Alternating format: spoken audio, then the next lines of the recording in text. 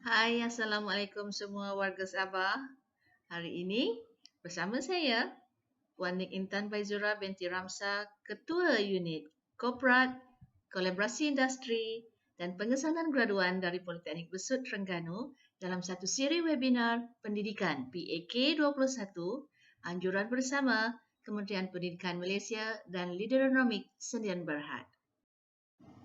Tuan-tuan dan puan-puan, dalam siri kali ini, saya akan cuba mengupas dalam satu tajuk iaitu meningkatkan kemahiran pembelajaran kendiri di kalangan pelajar untuk menghadapi cabaran globalisasi terkini.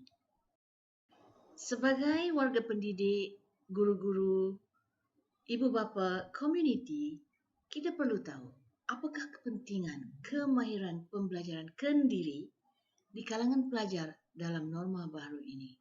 Kita sedia maklum, pandemik COVID-19 telah memberi banyak kesan kepada pelbagai sektor. Dalam masa yang singkat ini, saya ingin menarik perhatian tuan-tuan dan puan-puan warga pendidik, warga ibu bapa dan komuniti untuk sama-sama fikirkan adakah cara atau kaedah konvensional yang dilakukan sebelum ini itu pendidikan secara bersemuka masih lagi efektif dalam musim COVID ini. Setuju atau tidak jika saya katakan kemahiran pembelajaran kendiri ataupun independent learning adalah sangat-sangat perlu dititik beratkan atau diperkenalkan di kalangan pelajar kita pada hari ini untuk memberi kesan ataupun impak yang lebih hebat, yang lebih efektif kepada mereka. Saya ingin menarik perhatian tuan-tuan dan puan-puan, warga pendidik, ibu bapa dan juga komuniti untuk bersama-sama fikirkan satu mekanisme yang lebih efisien, lebih efektif dan sesuai dilaksanakan sepanjang COVID-19 ini masih belum selesai. Jadi secara peribadinya, saya ingin mencadangkan kemahiran pembelajaran secara kendiri ataupun independent learning ini diperkenalkan ataupun diberi lebih penekanan kepada pelajar-pelajar kita. Sehubungan dengan itu, satu garis panduan pelaksanaan pengajaran dan pembelajaran sepanjang PKP telah dikeluarkan oleh pihak Kementerian Pendidikan Malaysia sebagai satu rujukan kepada pengurusan sekolah, kepada ibu bapa dan juga kepada guru-guru. Apakah yang perlu dilakukan ataupun cadangan ataupun mekanisme terbaik yang perlu ataupun patut dilakukan sepanjang isu COVID-19 masih belum selesai. Garis panduan pelaksanaan PDP semasa PKP ini telah memperincikan peranan dan tanggungjawab pentadbir iaitu pihak pengurusan sekolah, guru-guru dan juga ibu bapa untuk memastikan keberkesanan penyampaian PDP kepada anak-anak kita. Sekalipun garis panduan ini wujud, namun guru-guru masih diberikan fleksibiliti ataupun kelonggaran untuk menggunakan kreativiti mereka dalam menyampaikan ilmu, dalam mendidik, membimbing dan memberikan tugasan kepada anak didik mereka. Dan ini memerlukan kreativiti guru-guru untuk memikirkan apakah kaedah ataupun medium yang sesuai untuk menyampaikan ilmu tersebut kepada anak-anak didik mereka. Pembelajaran kendiri perlu ditingkatkan di kalangan pelajar kerana mereka akan menguasai sesuatu isu, sesuatu kemahiran atau isi kandungan dan aktiviti yang dilakukan dengan bimbingan yang minima daripada guru-guru. Pelajaran secara home-based learning ataupun pembelajaran berasaskan di rumah dan blended learning itu pembelajaran secara bersemuka dan tidak bersemuka, iaitu melalui online ataupun dalam talian, perlu diberikan perhatian dan penekanan yang lebih kepada mereka dalam menyampaikan pendidikan, bukan hanya terhad kepada penyampaian di dalam kelas sahaja. Namun, guru-guru perlu memberi penekanan terhadap kandungan tambahan sebagai pelengkap kepada kaedah pelaksanaan sedia ada sebagai metod pembelajaran kendiri, iaitu penjajaran kurikulum ataupun constructive curriculum alignment yang perlu difikirkan dan dilaksanakan melalui kaedah secara independent learning ini. Sebagai ibu bapa, sebagai warga pendidik dan juga komuniti yang prihatin, kita perlu lebih peka, perlu lebih sensitif dengan perubahan dalam trend terkini pekerjaan. Lebih-lebih lagi perlu dititikkan apakah trend terkini sebagai warga pendidik, ibu bapa dan juga komuniti. Kita perlu lebih peka, perlu lebih sensitif dengan perubahan terkini dalam era pekerjaan. Kita tidak boleh lagi mengaplikasikan kaedah permohonan pekerjaan yang sama yang telah kita lalui dulu. Mungkin sekarang caranya berbeza, lebih advance daripada apa yang telah kita buat. Jadi, apakah peranan kita sebagai guru-guru, warga pendidik dan ibu bapa untuk menyelesaikan ataupun memberi penyelesaian kepada anak-anak kita untuk menghadapi era pekerjaan ini? Pihak IPTA ataupun IPTS termasuklah Politeknik memberikan penekanan yang lebih kepada pelajar-pelajar ini bukan sahaja dari segi kemahiran dalam ilmu pengetahuan tetapi juga kemahiran insaniah yang lain. Kerana apa yang perlu ataupun yang hendak dilihat oleh pihak industri ialah multiple skills yang dimiliki oleh lepasan graduan atau anak-anak kita ini untuk mengisi kekosongan jawatan di dalam industri.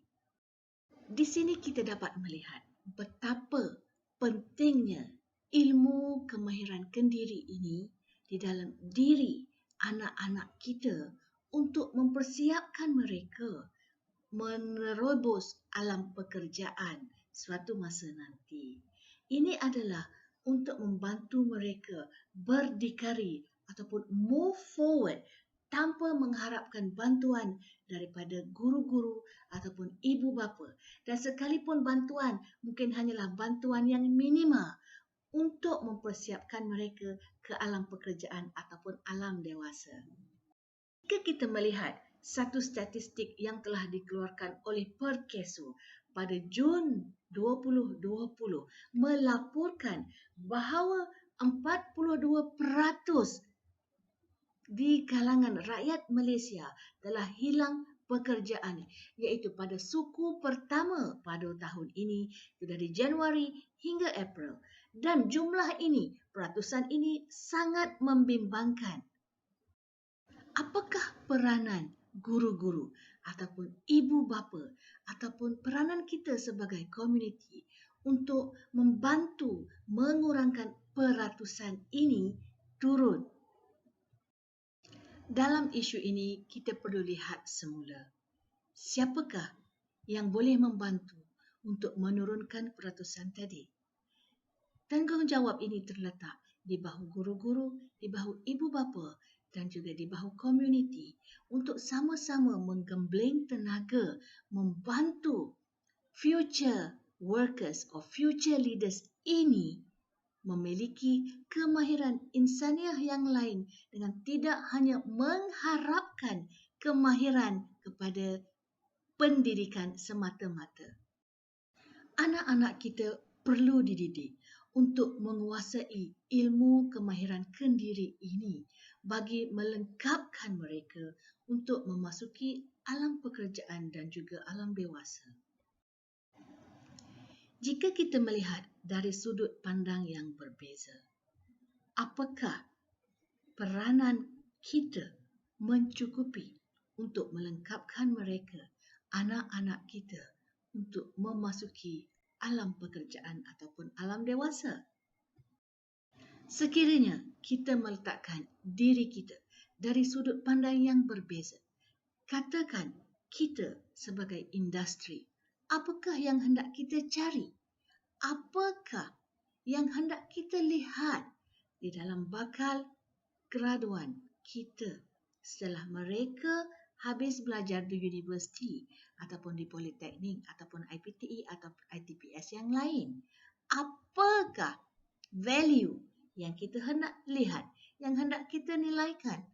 Betul, masing-masing semua sudah ada diploma, sudah ada ijazah, sudah ada master.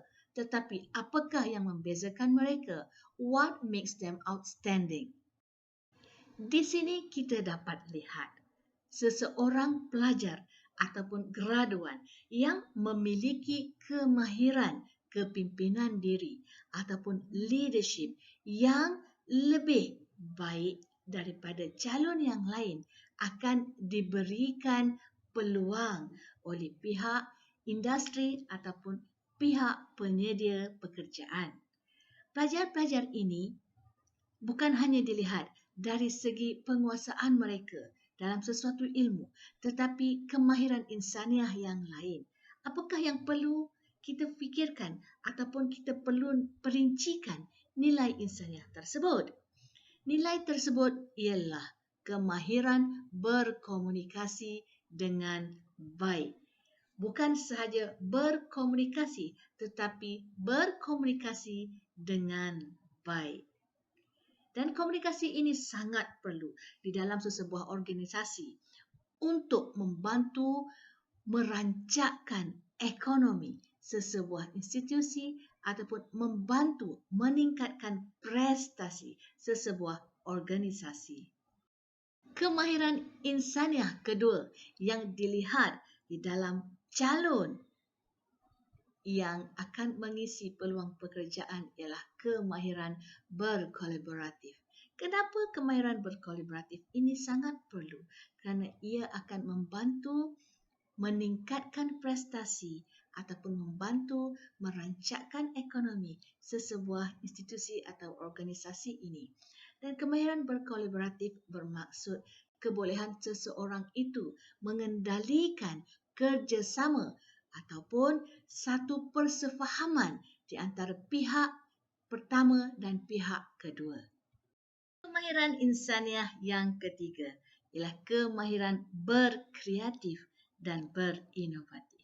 Kenapa seseorang itu perlu berkreatif dan berinovatif? Kerana ia akan meningkatkan produktiviti sesebuah organisasi ataupun institusi. Jadi kita perlukan perubahan yang positif. Dan di sini kita dapat lihat betapa memupuk kemahiran kendiri itu sangat penting kerana ia akan secara tidak langsung membentuk anak-anak kita menjadi kreatif dan berinovatif. Dan kemahiran seterusnya yang dilihat oleh pihak industri dalam calon pekerja mereka ialah kemahiran kepimpinan. Seseorang yang mempunyai kepimpinan yang baik adalah seseorang yang akan membantu sesebuah institusi ataupun organisasi itu mencapai visi dan misi mereka dengan lebih cepat dan dengan lebih tepat. Kemahiran kepimpinan ini bukan hanya untuk melahirkan seorang Perdana Menteri, seorang Menteri Besar ataupun seorang manager, tetapi walaupun di dalam satu organisasi yang kecil, di dalam kumpulan yang kecil, masih perlu seorang pemimpin. Kita lihat macam mana dalam sebuah kelas yang pelajarnya sebaya, memiliki kemahiran yang hampir sama, tetapi seorang guru masih perlu melantik seorang ketua kelas. Dan ketua kelas ini kita pupuk untuk menjadi seorang leader ataupun seorang pemimpin yang baik. Tetapi kita tidak boleh hanya memfokuskan kepada seorang pelajar. Kita bentukkan kumpulan-kumpulan yang kecil. Kita bantu, kita beri mereka yang lain untuk menjadi pemimpin kepada kumpulan yang kecil tadi. Di sini kita boleh dan memperluaskan lagi kepimpinan ini kepada mereka dengan memberi peluang untuk menjadi sebagai pengerusi persatuan, untuk menjadi pengerusi rumah kuning, pengerusi kelab kebajikan ataupun apa-apa saja, dan ini secara tidak langsung akan menggilap bakat kepimpinan yang ada pada anak-anak dan pelajar-pelajar kita. Tidak dinafikan, 3 asas penting yang dinilai oleh pihak industri ialah pengetahuan, kemahiran berfikir dan kemahiran memimpin. Namun, kita tidak boleh memandang remeh itu kemahiran dalam berbahasa. Jangan hanya kita terhad anak-anak kita ataupun menghalang anak-anak kita untuk mempelajari bahasa-bahasa lain selain daripada bahasa ibunda dan juga bahasa Inggeris. Mereka ini perlu diberi peluang untuk menguasai kemahiran bahasa dengan baik. Kerana bahasa itu akan memanjangkan silaturahim dan juga akan memanjangkan urusan di antara dua buah institusi yang lain. Sekalipun anak-anak kita memiliki pengetahuan, memiliki kemahiran berfikir yang baik, memiliki kemahiran kepimpinan yang membanggakan dan mempunyai kemahiran bahasa, tetapi jika mereka adalah seorang yang tidak beretika dan tahap kerohaniannya adalah rendah dan lemah, itu juga masih belum mampu untuk kita katakan anak kita ataupun pelajar kita adalah calon future leaders ataupun pemimpin masa depan yang cemerlang. Jika kita lihat pekerja di Malaysia ini bukan hanya terdiri di kalangan rakyat Malaysia sahaja. Kita ada pekerja-pekerja dari luar negara, dari Bangladesh, dari Indonesia, dari China dan dari berbagai negara yang lain. Dan ini apakah yang akan membuktikan, yang membezakan kita dengan pekerja tadi? Anak-anak kita harus disemaikan sebagai rakyat Malaysia yang mempunyai identiti nasional ataupun seseorang calon yang berjiwa negara. Jadi di sini kita kembali kepada isu asal, isu pokok utama kita pada hari ini. Bagaimana hendak meningkatkan kemahiran kepimpinan di dalam pandemik ini.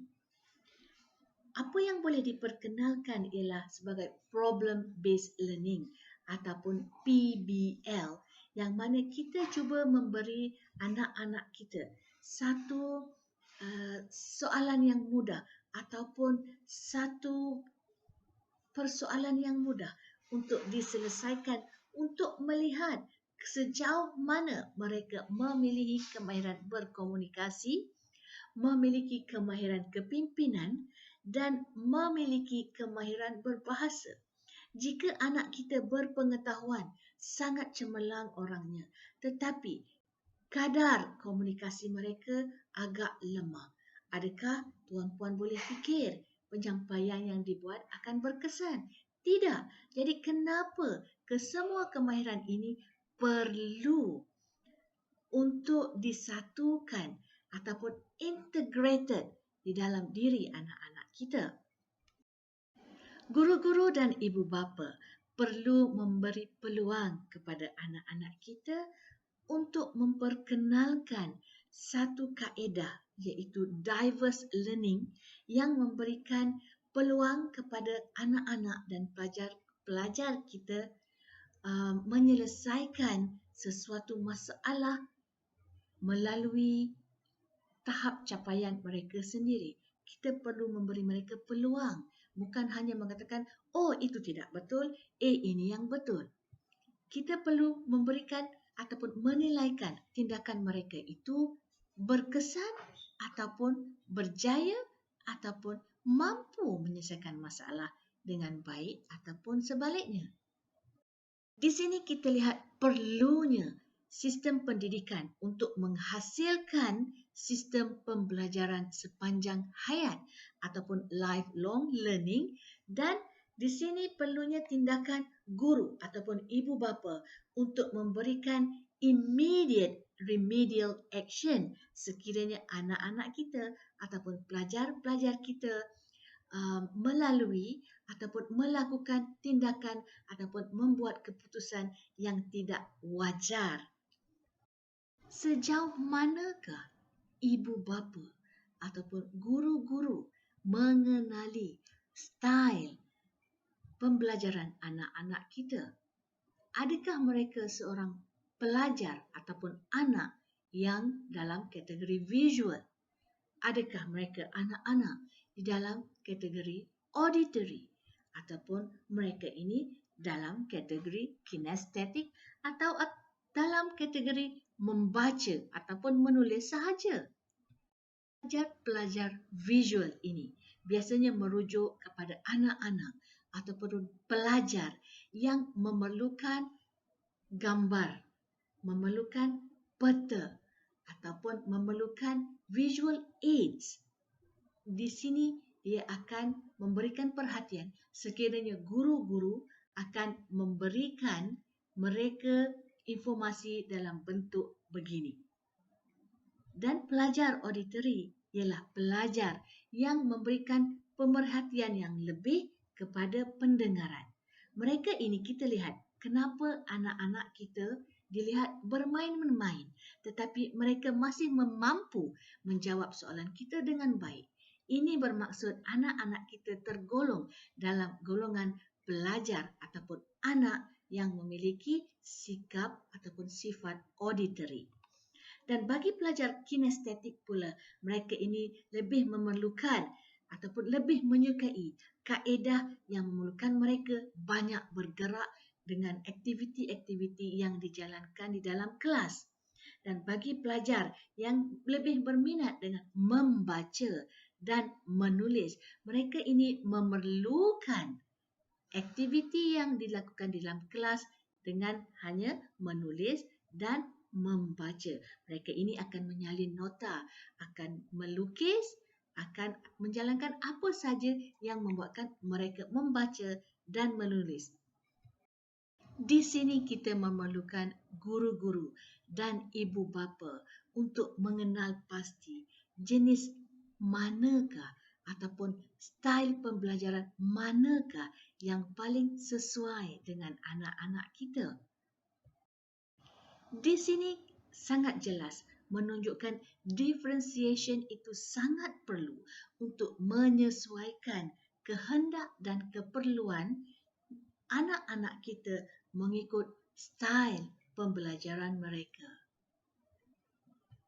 Setelah guru-guru dan ibu bapa mengenal pasti apakah learning style anak-anak kita ataupun pelajar-pelajar kita, mereka harus diperkenalkan dengan autonomous learning ataupun self-directed learning untuk membantu mereka berdikari dalam menimba ilmu, dalam mencapai ataupun memiliki sesuatu kemahiran. Dan jika autonomous learning ini dilakukan, bagaimana pula dengan pentaksiran bilik darjah? Jika autonomous learning ini dilakukan di dalam kelas, bagaimana pula dengan aktiviti-aktiviti pembelajaran? Ini tidak bermakna guru-guru akan lepas tangan dengan hanya memberikan kebebasan sepenuhnya kepada anak-anak untuk berkarya, untuk bebas berfikir ataupun melakukan aktiviti. Di sini kita boleh simpulkan bahawa peranan guru masih lagi diperlukan, tetapi dalam keadaan yang minima. Kerana apa yang kita cuba untuk bentuk di sini ialah membentuk pelajar kita menjadi pelajar ataupun anak-anak yang mampu berdikari, memiliki kemahiran kendiri tadi. Jadi, apakah tugas kita yang pertama sebagai ibu bapa dan juga guru? Jadi, apakah tugas kita yang pertama sebagai ibu bapa dan juga guru? Yang pertama ialah mengenal pasti apakah keperluan anak-anak kita di dalam pembelajaran dengan mengenal pasti apakah learning style anak-anak kita. Peranan guru-guru dan juga ibu bapa yang kedua ialah kita mesti setkan, mesti meletakkan satu goal. Apakah yang hendak dicapai seiring dengan keperluan anak-anak dan pelajar kita tadi. Peranan kita yang ketiga ialah menyenaraikan sumber-sumber yang ada untuk membantu meningkatkan kemahiran kendiri anak-anak kita, sama ada bantuan dari segi human ataupun manusia. Contohnya bantuan guru-guru, bantuan ibu bapa, bantuan sahabat dan kawan-kawan di dalam kelas dan juga material yang ada yang boleh menyokong perkembangan kemahiran kendiri anak-anak kita. Peranan ibu bapa dan guru-guru seterusnya ialah mengaplikasikan apakah kaedah ataupun strategi pembelajaran yang paling sesuai mengikut kehendak dan keperluan anak-anak kita. Dan peranan yang terakhir ialah menilai keberkesanan kepada hasil pembelajaran setelah kita melihat apakah keperluan anak-anak tadi dengan menyenaraikan apakah benefit kepada anak-anak kita. Dengan memberikan ruang pembelajaran yang lebih efektif kepada anak-anak, kepada pelajar-pelajar kita, secara tidak langsung akan meningkatkan motivasi mereka untuk berkarya, memberikan mereka peluang untuk menggilap bakat kepimpinan, memberi mereka peluang untuk berkomunikasi dengan baik, untuk memberi peluang kepada mereka untuk menjadi warga Malaysia ataupun menjadi bakal pekerja yang mempunyai semangat dan kerohanian yang mantap. Anak-anak kita tadi, setelah kita berikan mereka peluang untuk berkarya mengikut acuan mereka dengan bimbingan guru-guru dan ibu bapa, secara tidak langsung akan menjadikan mereka membentuk satu individu yang lebih positif, yang memiliki semangat kendiri yang kental dan juga mempunyai pengaruh baik di dalam diri mereka yang sangat cemerlang. Saya rasa kita biasa dengar jika orang selalu sebut love what you do and do what you love. Di sini ingin saya simpulkan sekiranya anak-anak kita diberikan kebebasan dengan sedikit kelonggaran dan perhatian atau bimbingan yang minima dari pihak ibu bapa dan juga guru-guru untuk berkarya mengikut acuan mereka, mereka akan lebih gembira, lebih menghargai bakat dan kepimpinan yang ada di dalam diri mereka. Jadi di sini ingin saya sekali lagi menekankan betapa perlunya peranan ibu bapa dan guru-guru untuk membentuk pelajar ataupun anak-anak yang boleh meningkatkan pembelajaran kendiri di dalam diri mereka. Apa yang perlu dilakukan ialah set apakah yang hendak kita lihat di dalam diri anak-anak kita dan apakah yang kita hendak anak-anak kita capai di dalam objektif pembelajaran mereka.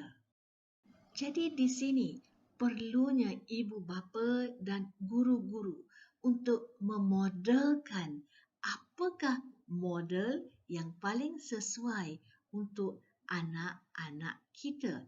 Ini tidak bermaksud bahawa anak kita perlu copy paste model yang hendak kita buat tadi. Kita perlu melihat kesesuaian berdasarkan mereka. Maksudnya apakah yang perlu, jenis manakah learning style mereka. Secara tidak langsung, ini akan membentuk mereka menjadi individu yang lebih berkemampuan, berketerampilan dan juga lebih positif. Pada peringkat pembentukan ini, scaffolding daripada pihak ibu bapa, daripada pihak guru-guru adalah sangat perlu dan sangat penting supaya anak-anak kita ini mengikut acuan ataupun saluran yang betul, bukan hanya mengikut apa yang mereka mahu dan mereka buat itu kerana mereka ini masih memerlukan bimbingan kita. Dan setelah anak-anak kita ini sudah mampu menguasai ataupun mampu membawa diri mereka sendiri dengan bantuan yang minima daripada pihak guru dan pihak ibu bapa, maka sudah boleh kita lepaskan anak-anak kita itu dengan sedikit pemerhatian, dan jika mereka melakukan kesilapan ataupun kita nampak ada sesuatu yang tidak kena, kita masih perlu menegur mereka. Tapi ingat, jangan kita nak anak-anak kita untuk copy paste mold kita ataupun ini adalah model kita, copy paste. Berikan mereka peluang berkarya mengikut kreativiti dan inovasi mereka. Dengan melihatkan keperluan dan kehendak industri, kita dapat simpulkan di sini bahawa kemahiran kendiri itu sangat penting dengan bantuan guru-guru dan ibu bapa untuk membentuk anak-anak kita menjadi seorang individu yang cemerlang suatu masa nanti. Dengan ini, saya mengucapkan terima kasih kepada semua yang mendengar siri webinar ini. Assalamualaikum warahmatullahi wabarakatuh.